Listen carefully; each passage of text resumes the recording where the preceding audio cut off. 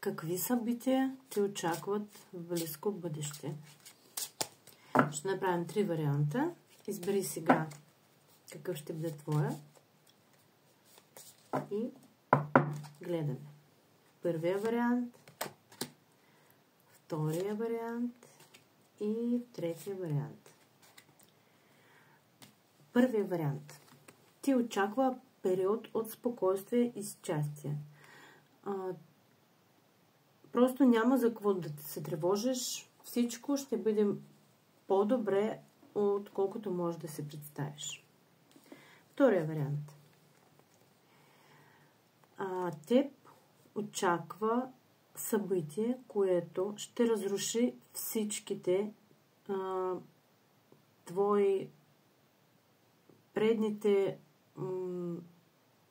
как да ти обясня, лоши мисли, ще разруши твоята някаква картинка, която си измислил.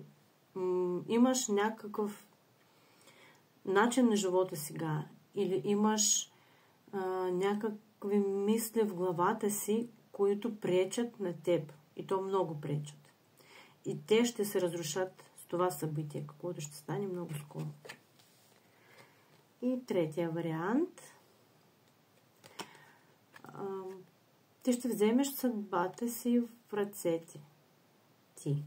И ти ще станеш този човек, който ще помогне сам на себе си да оправи живота си и да направи всичко точно така, като трябва за теб.